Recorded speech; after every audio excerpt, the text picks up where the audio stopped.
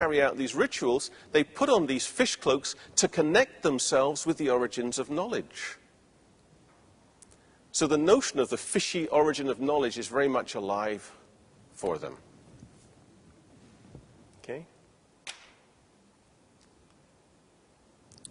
There's a connection between the scholars and the king in this period.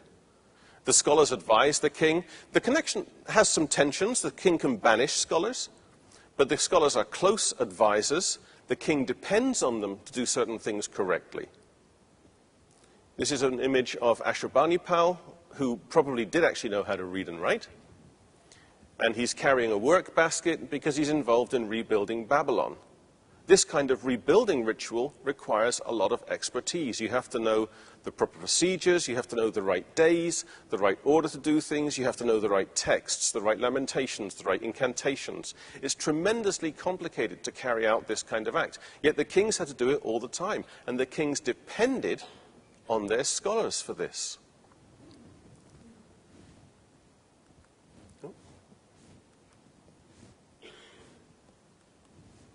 All right, now we're in trouble. There we go. I don't think that was me. So the other thing we have from this period, besides the notion that the knowledge that the scholars are part of the king's retinue, that they advise him on ritual matters, is that they're also experts on all sorts of protective procedures, and they're in correspondence with him.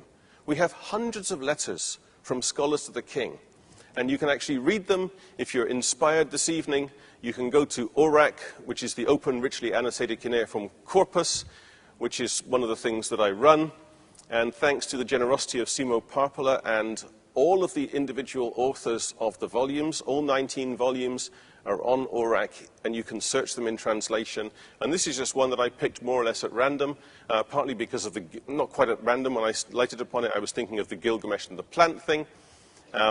Concerning the drug in the second paragraph, about which the king, my lord, wrote to me, what the king, my lord, said is quite right. Let us make those slaves drink first, and let the crown prince drink only afterwards. In other words, let's try the potion on somebody who doesn't matter, and then see what happens. Yeah, and if it's good, then we'll try it on the crown prince. So you can see that there were life and death issues that these scholars were advising the king on. The scholars connect themselves to knowledge. The king is connected to the scholars. The knowledge starts with the fish being coming out of the gulf. Nothing new is brought thereafter. What happens when the flood wipes out humanity? The knowledge is gone. When Ea saves Utnapishtim, his best disciple, he does it because he's saving the knowledge. And after the flood, when the gods decide that Utnapishtim has to live far away beyond the realm of civilization, they're banishing knowledge. This is why it's so important that Gilgamesh brings back the knowledge. Yes? These guys, the experts who carried out these rituals, were aware of this problem. And when they read Gilgamesh, they didn't just read it for the writing. They saw what a failure Gilgamesh was. They saw the number of times he did something wrong. He committed sacrilege. He failed to achieve immortality. He didn't know what to do when Enkidu died. Everything about Gilgamesh's behavior is problematic.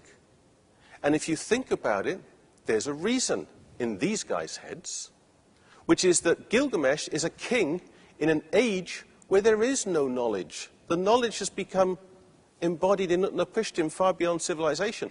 Gilgamesh lives in an age of ignorance. He has no scholars around him. He has no sages. He can't do things right if he wants to.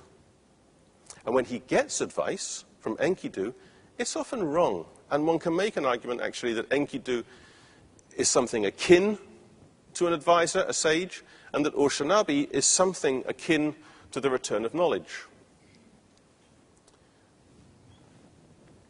So writing and knowledge, I think that's the end of my, yes.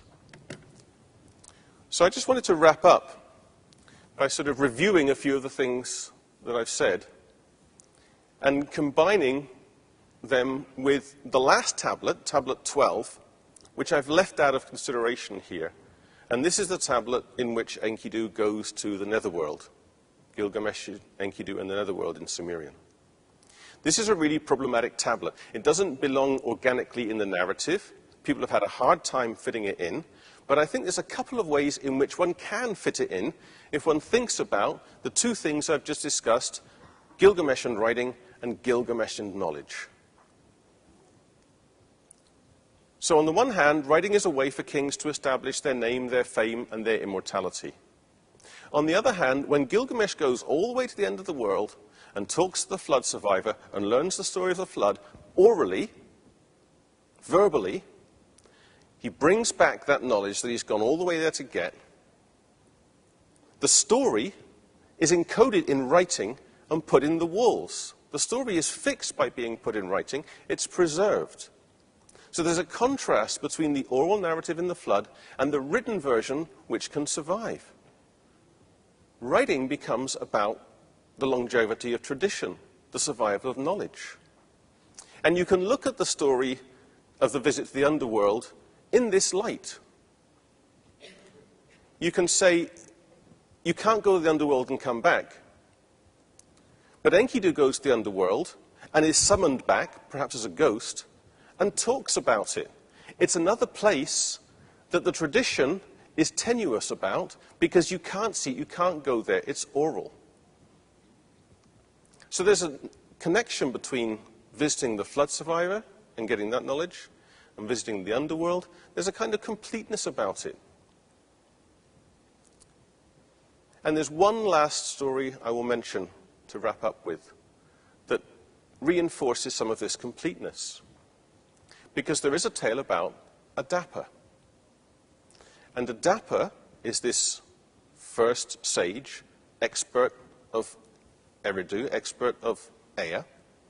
And Adapa is out fishing one day, and the south wind turns over his boat, and Adapa curses the south wind, breaks the wind with his words. He uses the magic of words to break the wings of the wind. And this is a problem the gods notice. They summon Adapa to heaven. The one place that we don't see humans visiting in Gilgamesh is heaven. We have the underworld, we have the west, we have Utnapishtim.